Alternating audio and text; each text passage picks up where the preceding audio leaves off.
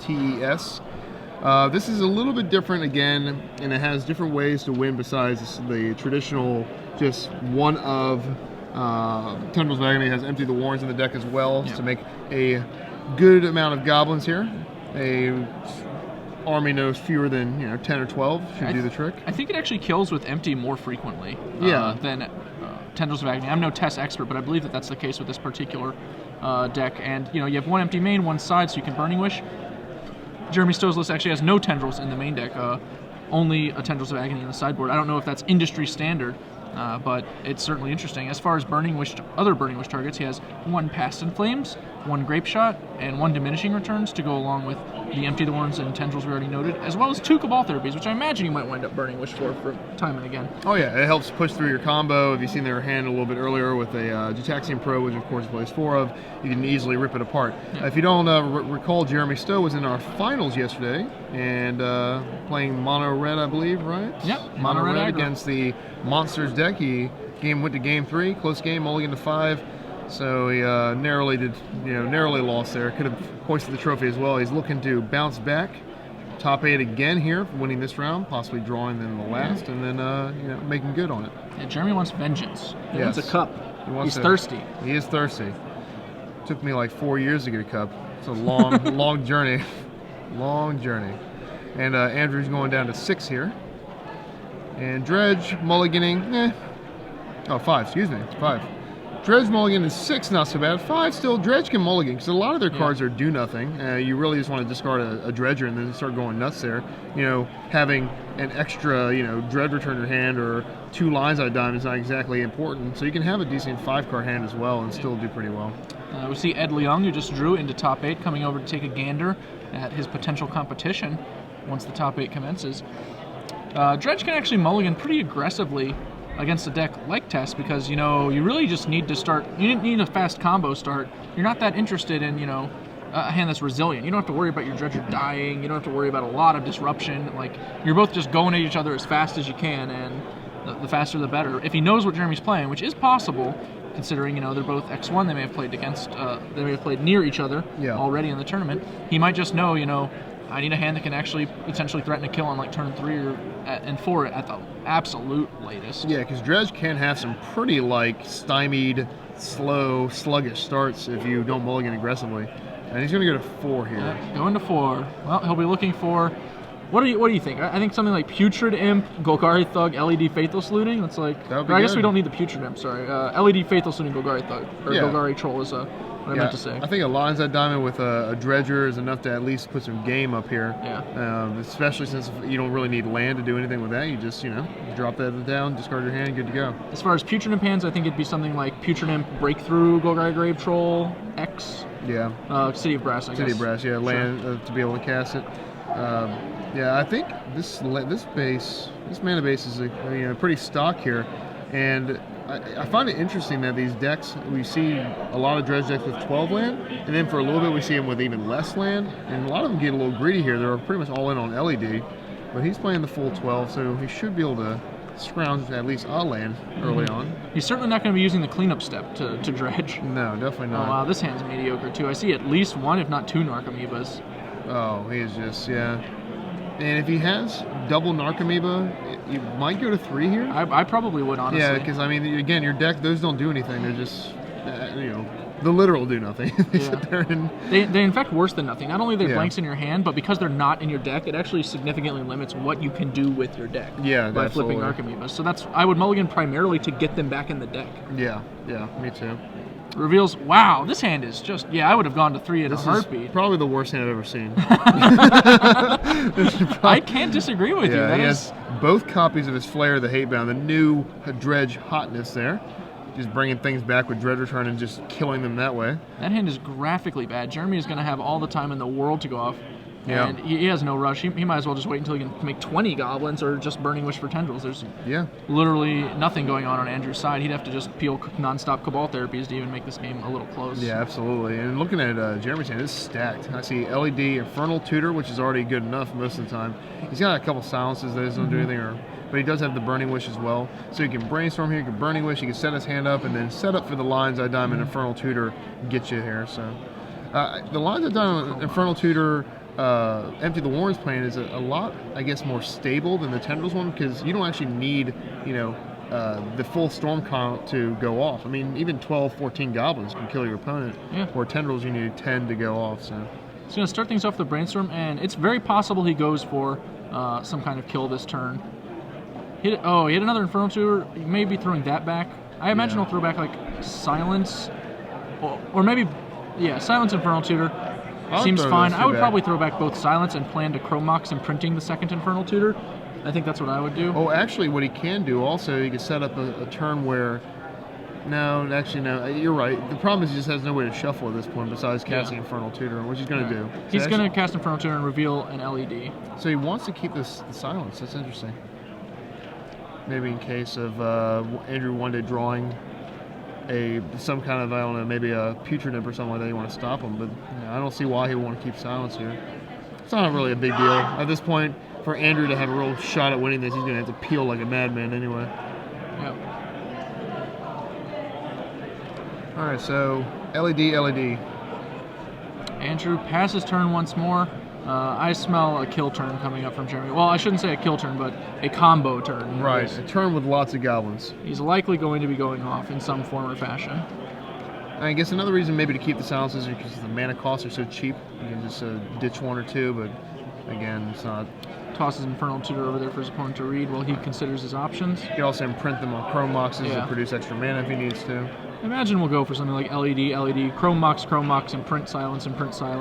Dark Ritual. Yeah, cast Dark Ritual, and then cast Infernal Tutor. We don't actually even need to pop the diamonds. No, yeah, but we will, because we're probably going to get Ad Nauseam, I imagine. Yeah. If he could pop one and then leave the other if he wants to be able to Ad Nauseam and then get rid of all those cards in order to Infernal Tutor again. Yeah. I think if Jeremy knows Dredge pretty well, I think there's no way for Andrew to interact with a ton of goblins here, but he might just want to go for the kill itself. So I think he has what it takes to go for the kill. His hand obviously has a high number of spells itself, and we'll see exactly which form he takes. He does indeed cast both LEDs. I'm kind of curious to see if he cracks one or both, for my own sake, because I'm no master of tests by any stretch, and I've seen players get into weird spots with Ad Nauseam if that's where he goes. So he does crack both, and now we find out if he's going to go for Ad Nauseam or Past in Flames or Burning Wish, all possible targets. Yeah, Ad Nauseam is definitely an attractive option because you have tons of mana. I mean, you can just you have tons of life. You can do a lot of things, so you definitely can do a lot more with it. And this deck is definitely a little more interesting than the other one. The other one's pretty, mono decision here. We're going to get Tendrils and kill you. Well, our storm count is at 6. We have a black floating plus whatever we cracked our LEDs for. Because you chain Infernal Tutors So 7 here. mana of some variation color, probably black and red. Yeah, so he's going to Infernal Tutor, probably go get the last Infernal Tutor, cast that Infernal Tutor. Yep. He'll probably have at least 20 goblins. So we're floating now 6 mana. And I believe that puts our storm to 7. Yep. Here we go for the last one in his deck. Storm 8, floating 5 mana. Oh, yeah, there's one more after this, actually. He put one back, I'm pretty sure. No, he played it last turn to get another Dark Ritual. Alright, so Burning Wish here, which is almost like a Infernal Tutor. Down to 3 mana, Storm 9, and go grab Tendrils. That's 10, that's 20, that's game. Yep. Alright. So Jeremy, again, not facing any kind of pressure from Andrew, and like Len said, 3 cards would probably be the right amount. It's just tough to win with a hand with Narcomoeba, Flare, Hatebound, City of Brass. That's almost a mulligan to 0, you know? He shakes his hand even for game 1. That felt like, not really a match or game for Andrew, so he's going to be looking to bounce back. In the sideboard, it looks like the Dredge player Andrew has Leyline of Sanctity, kind of stops Tendrils, but then again, he can just win with Empty the Warrens. Yep. But then again, maybe Andrew doesn't know. I mean, TES doesn't really have a popularity, have a kind of a following like Ant does. So I don't know if he knows the list as well as other people would. He has Iona, Shield of Emeria. That's a nice little reanimate target against his deck, I guess. And I mean, black, he really can't do much, right? He can't Infernal Tutor or Ad Nauseam or any of that. But then again, Alice and Orange good against he can goblins. empty through. You can have your Iona's tough because this deck has black and red rituals. So while Iona is definitely a good card to have in play, it limits the lines your opponent can take by a lot. They can actually win through it if you just call the wrong color, or they happen to get lucky. And they also have access to Petal LED, so you can get got. I wonder if there's any sideboard plan he can do though, because everything in his board either goes one way or the other. His board is almost all hate cards for cards that are good against him, or like trump cards in specific matchups. Like he's got these Nature's Claims to kill ley lines and rest in pieces. He's got Wismares for the same reason. He's got Ingot Chewers for relics and spell bombs and whatnot. And then he has Iona for combo matchups, Elishnorn for creature matchups, an additional Dread return, which I think he'll probably bring that in since this is a combo mirror. He needs just more combo pieces. Yeah. I agree with that. The Leyline of Sanctity, I might even be tempted to not include, to be honest. Yeah, I mean, because he's not playing. We know for a fact, seeing Silence, he probably doesn't have a lot of hand disruption. He has 2 duress and off therapy. And let's look at his sideboard, see how much more hand disruption he has. I see 2 more therapy joining the crew here. So it might, I don't know, maybe 1. See, it's tough. It's tough to board with Dredge in these combo decks, because what do you board out? Do you board out, Dredgers? Do you board out some of your Icarids, maybe, because you're not really attacking them so much? It's tough to board with this deck. On the other side, you have a Burning Wish sideboard. You pretty much only have Xanthous Swarm that you're boarding in and Cabal Therapy. There's not actually any board for this deck either. Most Burning Wish decks don't have too much sideboard involved anyway, because we're obviously going singleton town here, trying to just have the bullets we need to win. So we'll see if Andrew can have a more explosive draw, at least have a draw, not even an explosive draw. We want to see, we don't get Dredge on camera all the time, because of my guess would be how complicated the board can get and the graveyard can get and how long it can drag out. But it's also just become a significantly less popular strategy in Legacy recently. I think a lot of the hate has kind of caught up to it. Death Ray Shaman and Scavenging Ooze are getting more and more widely played. People have learned to incorporate cards like Nile Spellbomb. Rest in Peace becoming a format staple was a huge sledgehammer. It's kind of a tough deck to get through all the hate with now. But and it sometimes just beats itself, as you see there. I mean, you're playing a deck that this has 12 land. That's actually pretty good for Dredge. And you're playing a deck with a few mana sources and then a lot of dead cards. Like we were joking earlier, cards that aren't even magic cards, like Bridge from Below and Breakthrough, and these things don't actually do anything if you don't have the Dredger with it. Well, Bridge from Below doesn't do anything, period.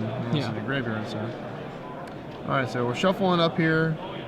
Let's see a Dredge do its Dredge thing. We don't get to see that too often, so see what it can do.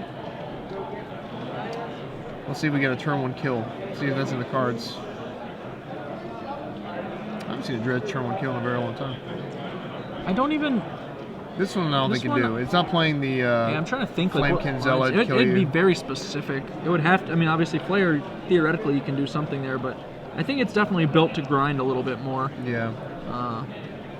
Well, even if it wasn't turn 1, a lot of the old ones that played Iona in the main deck would be able to bring that out. A functional turn 1 kill. Yeah, pretty much. Yeah, you now can no longer win. Yeah.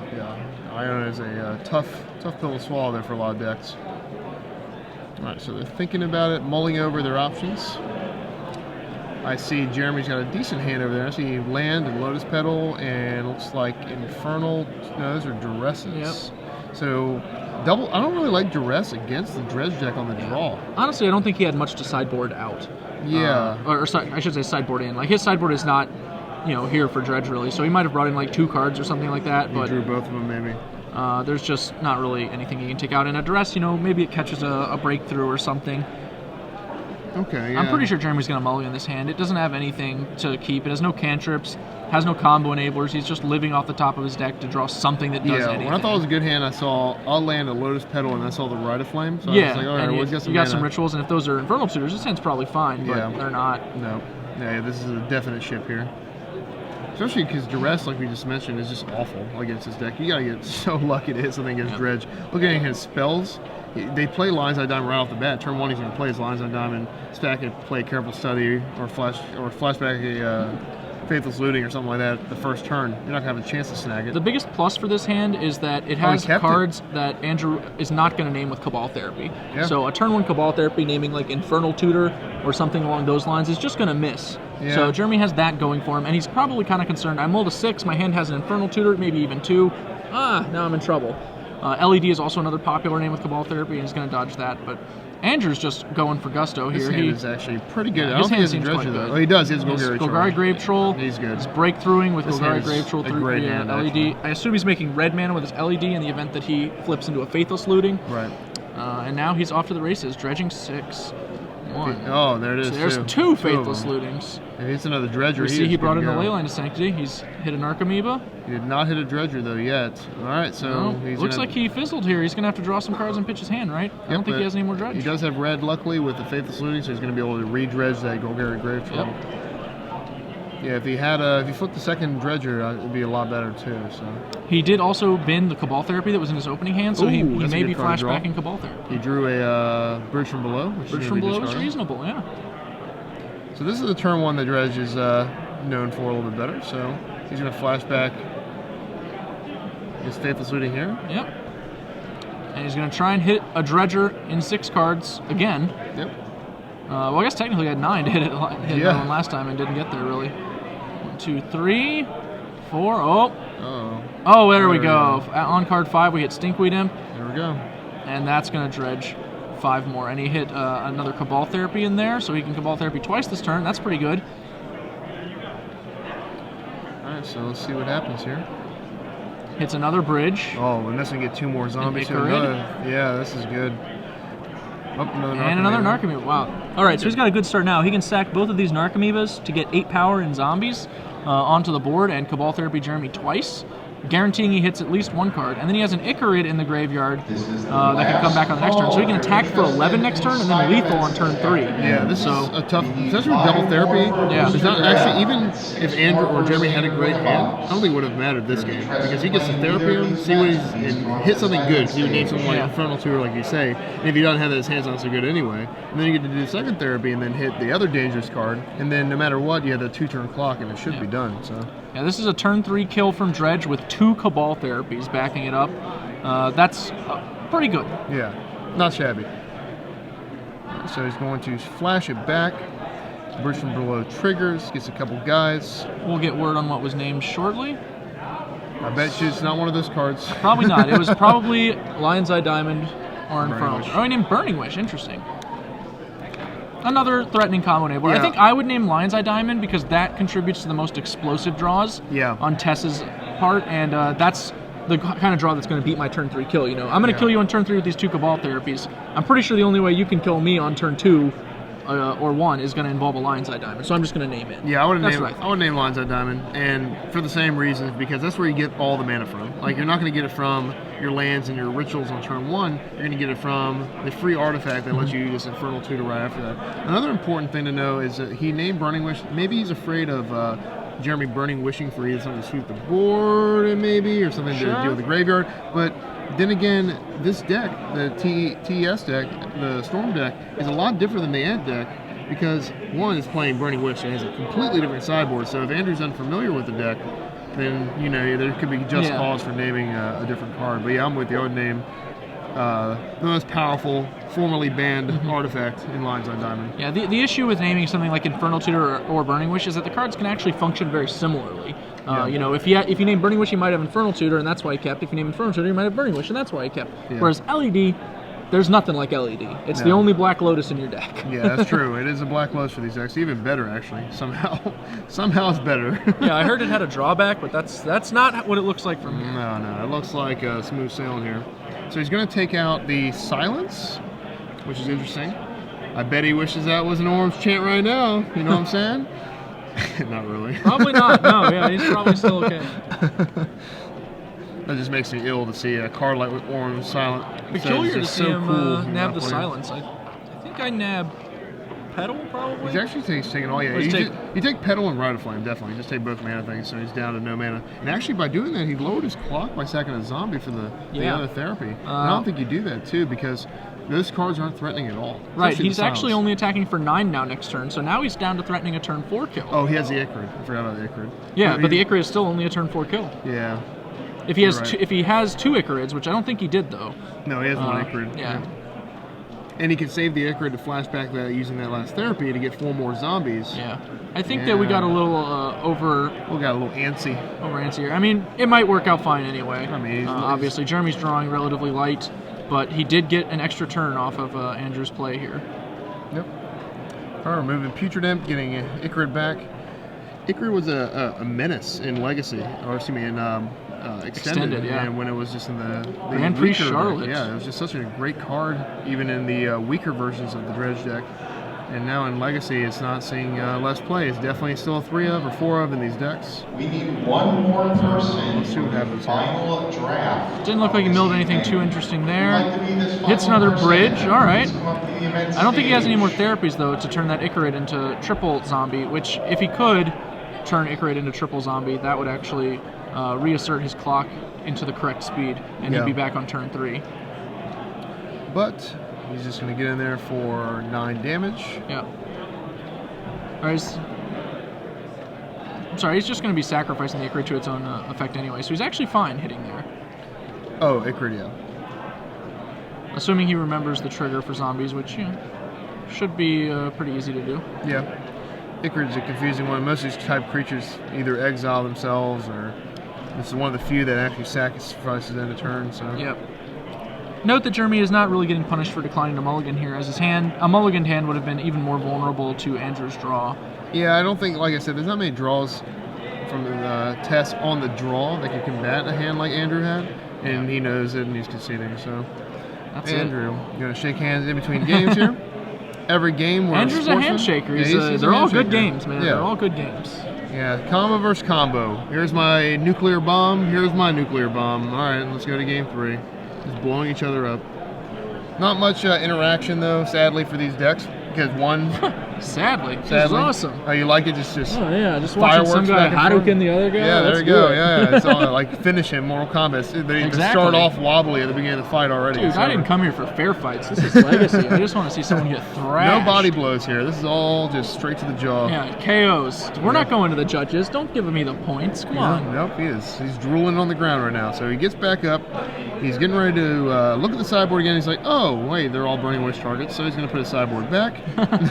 Then Andrew looks at his sideboard and says, oh, these are all things that stop Rest in Peace and Grafdigger's Cages. So no, these cards are good. Yeah. Interestingly, he saw that Jeremy kept in those 2 duresses, so he's actually probably liking his Leyline of Sanctity plan a little more than he may have before. And like I said, I'm not actually a big fan of bringing the ley lines. It's a hurdle, it makes them not be able to tendrils you really.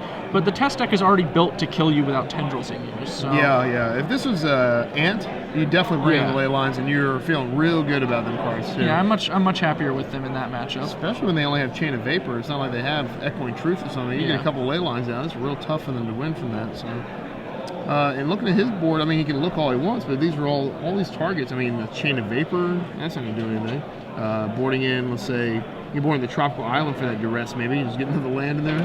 And that duress, like I said, is just...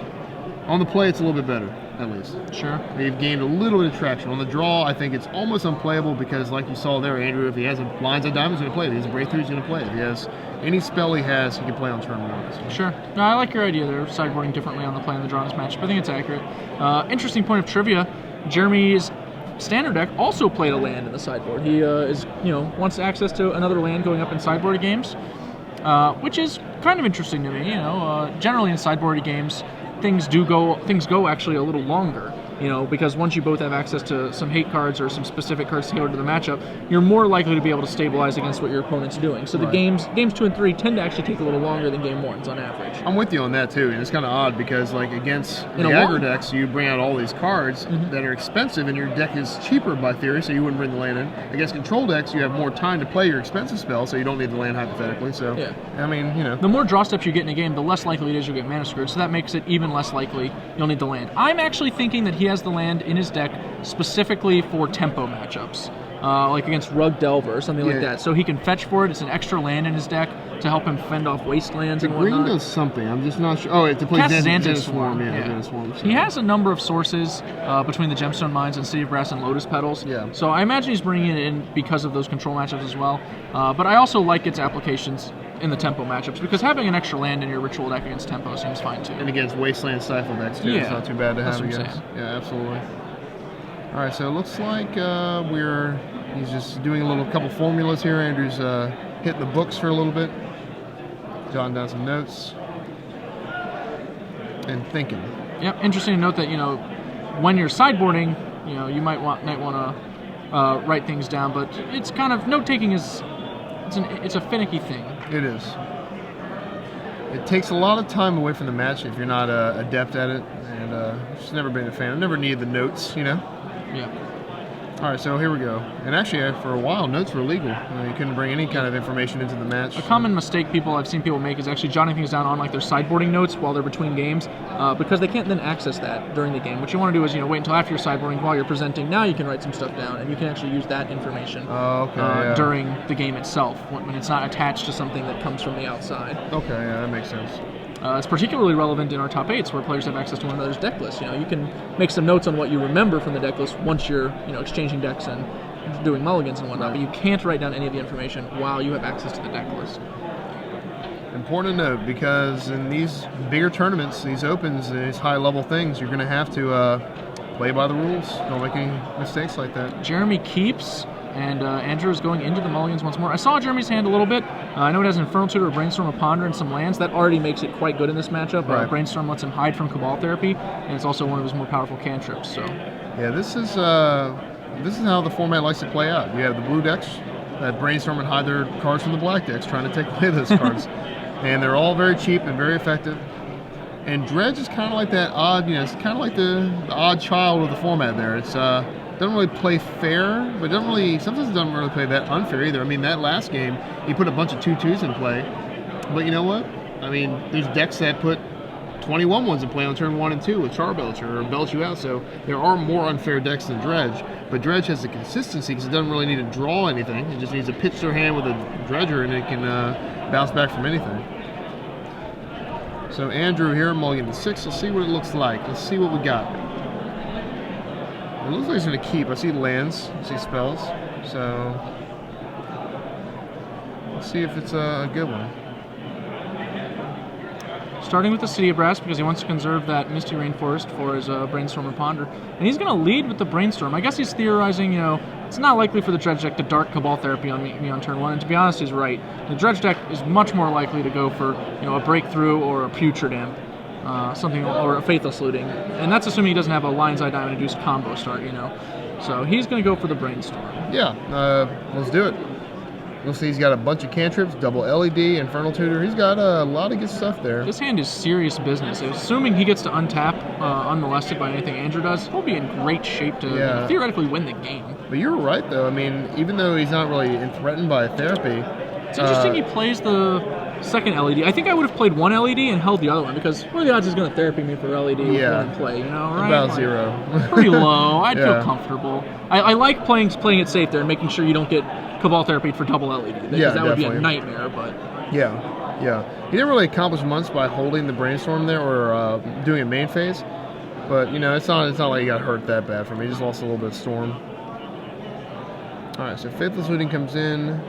I'm assuming he will pitch a Dredge card. I think that's a Cabal. There's an Icarid on the right. I see two Icarids, Breakthrough, an Archimeeba, a Bridge from Below, a land, and another Faithless Looting. I don't see a Dredge card.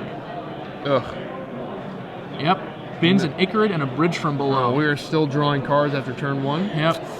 That's bad news for Andrew, as Jeremy's hand is pretty close to killing him on the spot. Yeah. He has that Misty Rainforest. He can go... a ton of mana he has. Yeah. He can crack the Misty to shuffle up the deck, then again, Jataxian Probe paying some life in order to get a fresh card, maybe a Dark Ritual, something to help him along a little bit. Yeah. And then he can go, just Infernal Tutor, crack some LEDs, and kill you pretty much at my leisure.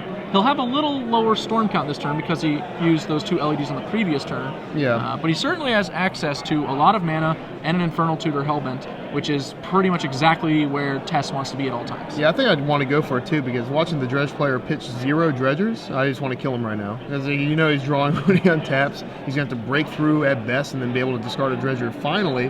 But even after all that, he still has to wait a whole another turn before he can even think about getting zombies. So he's trying to put the pressure on now. Based on this Jataxian Probe, it's possible Jeremy waits. He can see how weak Andrew's hand actually is. He does have the breakthrough though, so probably in one more turn he will have a Dredger because he gets to draw so many cards.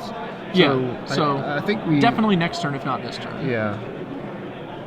Can't wait too long. Andrew, if he draws, I'm trying to think like a Lion's Eye Diamond, I guess he can get somewhere because if he draws Lion's Eye Diamond, he can play it, Breakthrough, hopefully hits a Dredger in the 4 cards, then he can Lion's Eye Diamond, sacking for Faithless Looting from the graveyard. With that Dredger, maybe dredges away into a Therapy. That's the real danger to Jeremy's hand right now. Yeah, definitely. And that's actually the only real danger. You know, he should feel pretty safe against most everything else. Yeah, pretty much. Let's see if what he draws off this probe and off. He has a bunch of cantrips in his hand. Oh, another Infernal Tutor. Another Infernal Tutor. So he can go ahead and ponder here. So, I mean, this is the turn where we use our blue spells here. And we see what we can set up. He's still not committed to doing anything.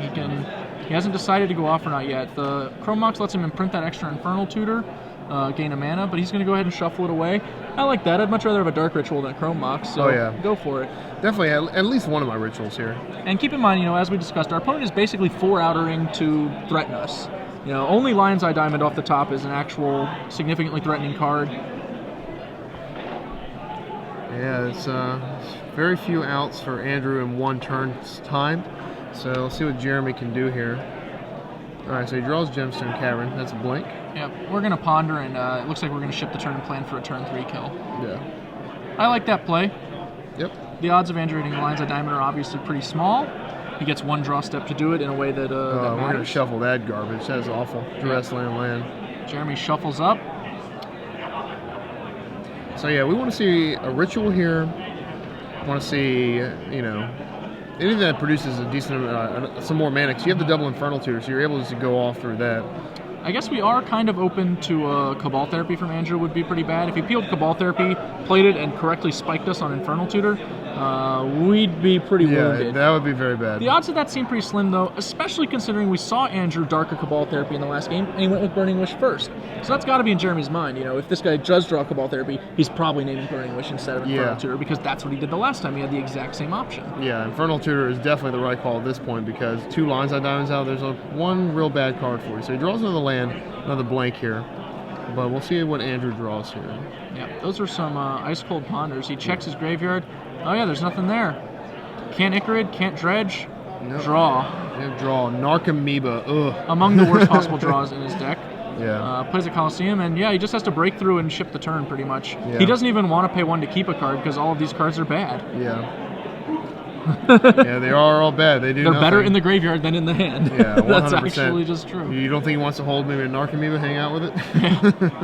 Narcomoeba is just my little friend, right? Yeah. All right, so he's going to draw. Those 4 cards are a little off camera. There's I see a Dredger, Dredger, so... Grave Troll, and Stinkweed Imp. So next turn we can start dredging, assuming we get a next turn. Yes. Judge confirms the resolution of breakthrough correctly, and there we go. Okay. So Jeremy, relief, untaps, silence, another stinker. Yeah, Jeremy's like, I'm going nowhere fast here. It looks like he's probably just going to have to take an Ad Nauseam. Yeah. On 15, floating, what, 7? Yeah, Ad Nauseam. Man, life's hard. Yeah. Ad Nauseam on 15, life floating 7. What kind of a life are we forced to live? I wonder if he can actually win off that. Floating 2, Yeah. because the Ad Nauseam itself costs 5. I wonder if he. I think he's going to be just fine. Yeah, I think he'll be in good shape too. I've seen better, but I've seen worse. We'll see what happens here. We saw an opponent actually rip an Ad Nauseam and then rip the Past in Flames with exactly enough life to kill his opponent through a Brainstorm. And this happened earlier today, so it was very, very good. See, he brainstormed, and if he drew any land, he would lose because he would not be able to be hellbent. So let's see if Jeremy doesn't dig himself in a hole here. All right, so and this Ad Nauseam here is going to be with all the life source you could ever want. It's going to be great. Yep, finds it immediately. I assume he correct his LEDs for black and red, and with a City of Brass still sticking around, he can also gain access to blue mana if he needs it. But that'll mean he can't go down as low as 1 life with his Ad Nauseam. Right. All right, let's see what happens here. Always exciting when you get to Gotta play. love a sweat, yeah. Ad Nauseam's just the best card. It is a sweat here. All right, ready? Enjoy yourself. It's not like Hypergenesis when it's happening. You know exactly what's going to happen. A bunch of stuff's going to come out. This is a very random card. We'll probably try and figure out exactly which color mana he floated with his LEDs. I assume it's a black mana. That's my guess. Yeah.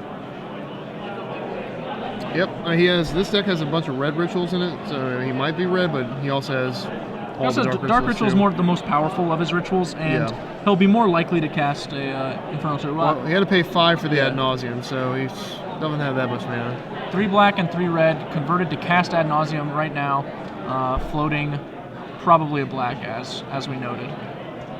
Then again, he could be a red because, Chrome Mox can exile a black card, which he has slightly more of in order to gain access to black mana.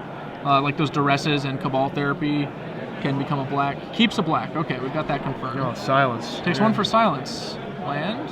Takes one for probe, so 2. Takes 4, 6, 7, 8, 9. Oh, now we're getting somewhere. So he's at 6 life. He's at 5 life. 0 there.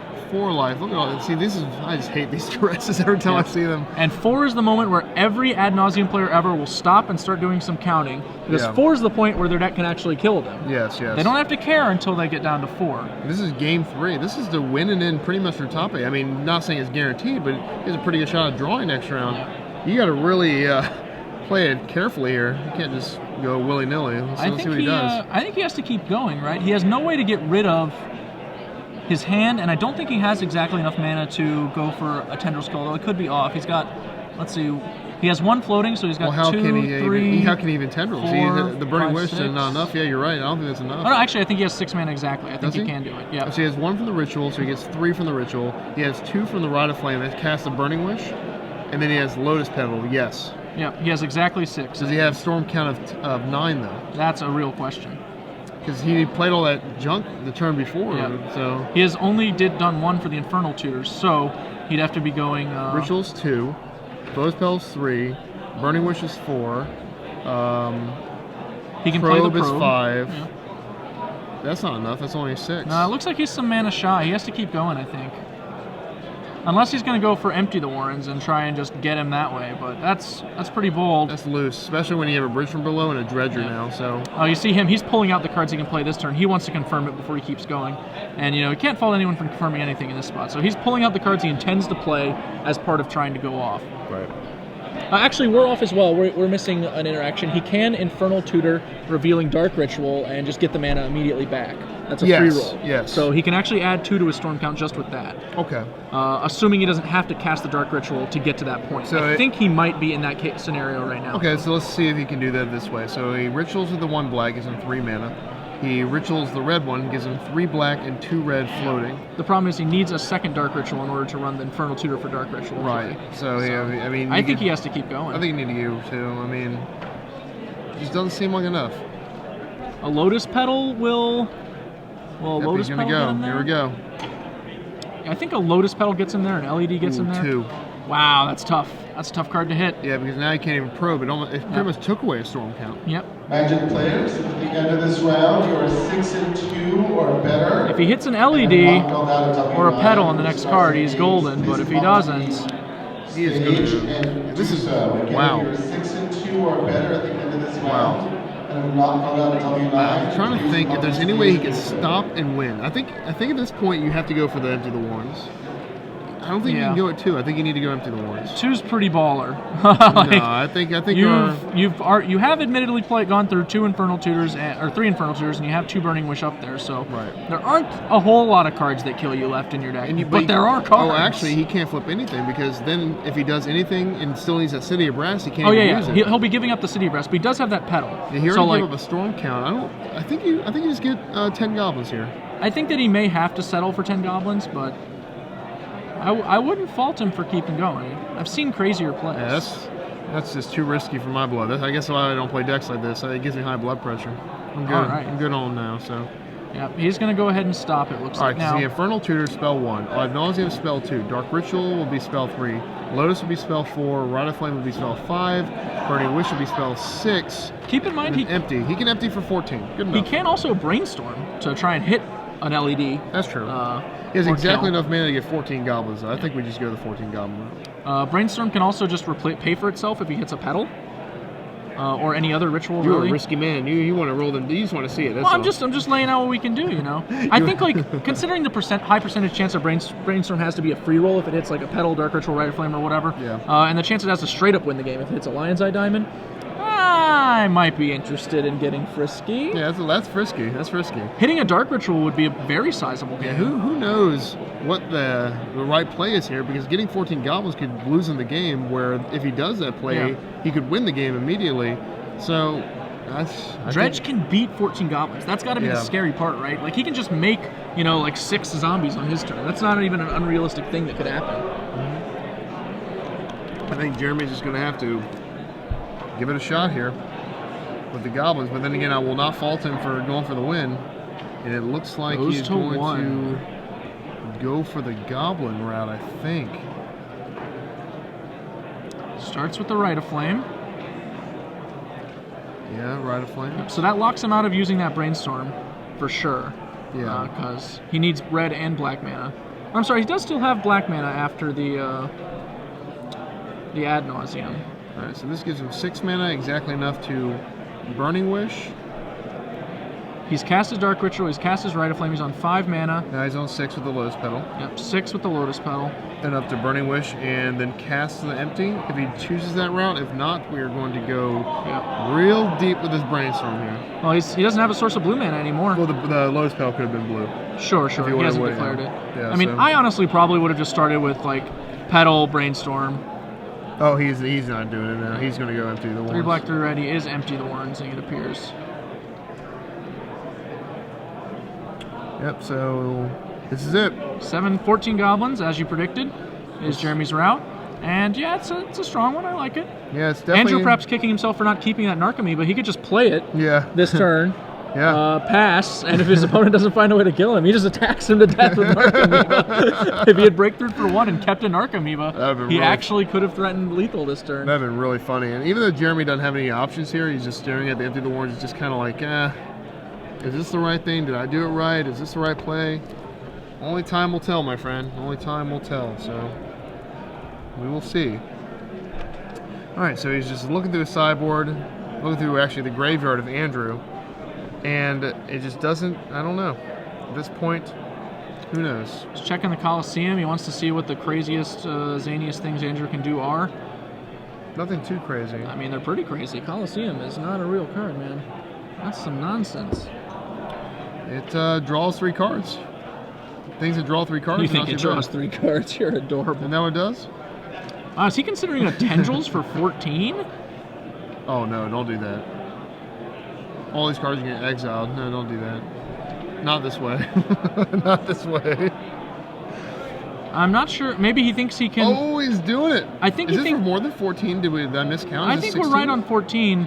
It could be 16, but yeah, okay, we have a confirmation for 14. I understand the maybe he man- thinks that his hand can actually just finish it off on the next turn. Does he have a hand?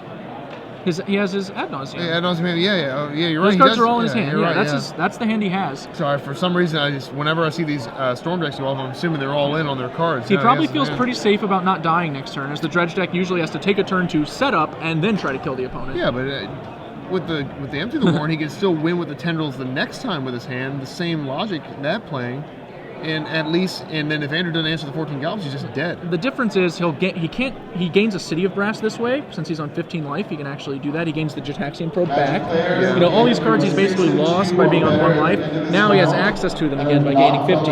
And the Empty the Warrens would deal 14. The Tendrils deals 14. Does he have another Tendrils in his deck? He doesn't have another Tendrils, but he has a little card we like to call Pest in Flames. Oh. So I think that's probably his route now. He's planning to try and ritual his way to Burning Wish for Past in Does he Flames. not have? Yeah, but this deck is not a Cabal Ritual deck, so he's definitely. No. Yes. He's going to have to do this what we call the hard This way. is the hard way, yeah. But he does have Burning Wish already, so if he brainstorms into an LED, like we said, he can just go for it. Right. The funny thing about this too is you think when you see Passive Flames and you see the Ant deck, it's almost automatic that they have enough mana to go off the next turn because they have that Cabal there. Like Cabal Ritual gets 5 mana for no reason. It's so good. It's like having 8 Dark Rituals in your deck.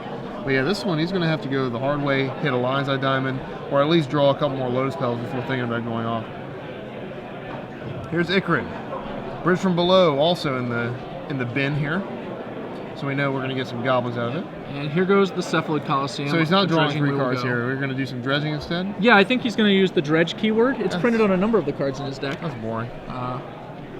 He's got a theme deck, really. That is a theme deck. This is like an EDH. You can buy this thing. pre-con when Ravnica came out. Dredge. Would you Hits an rather Archimedes, strong hit. get a 1/2 flying Death Touch or draw cards? The judge signaling, can you dredge so that your cards are visible to us out here? Because it helps us to see, I believe. Yeah, he's fanning. We've hit a Cabal Therapy. We have a Dread Return in there. Oh, wow. Dread Returns could be a big game. Yeah. Has another Stinkweed Imp. So if he hits another Narcomoeba, Oh, wow. If he hits Hits an Icarid. This is Hits a- another Narcomoeba. Wow, this is going to be real big. And then Hits a Grave Troll. Okay, so Grave now he just Troll. wants to hit a bridge from below. number and get 2. real rowdy. Another oh, one there. there's Yes. the bridge. Wow. What a sick sweat. Oh, and a another Cabal therapy. So we're just going to tear his hand apart here. Yeah, we do know his entire hand. I'm curious if Andrew took the time to write it down, because that would be, a pretty important thing to have done when your opponent ad nauseum Right. for the full blowns. So, man, this looks like a disaster for Jeremy. Like, he's going to have to go off with scraps next turn, and it will have to be next That's turn. assuming he double lives. Bridge. Yeah, well, he's going to live this turn. He doesn't have a Dread Return, I don't think. He has Dread Return in the bin. does he have Dread Return? We got Oh. it fanned. He has a Dread Return in the bin. So how much damage is that Flare going to do after all this, too? How big's that Grave Troll, I wonder?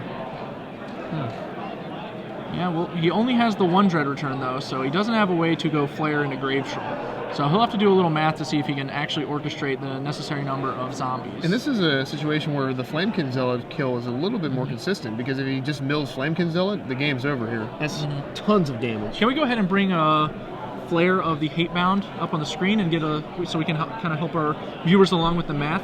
He's going to Cabal Therapy, sacrificing this Narcomoeba and naming ideally something in Jeremy's hand, and get 2 zombies. Now Flare of the Hatebound, so when he brings it back, it'll deal 4, and he can use a Cabal Therapy to turn it into 5. So the Flare of the Hatebound plus a Cabal Therapy is all by itself 9 damage with the Dread Return. Yeah. So he actually only needs 6 more damage. I don't know if he can actually get there though.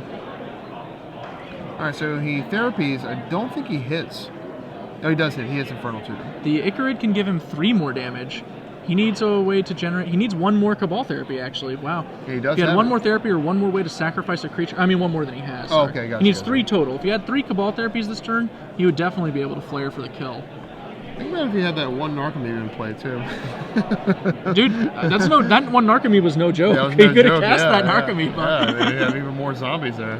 But pretty funny. it doesn't wind up mattering in this particular game, since the Coliseum is going to be a little bit more relevant. Right, yeah.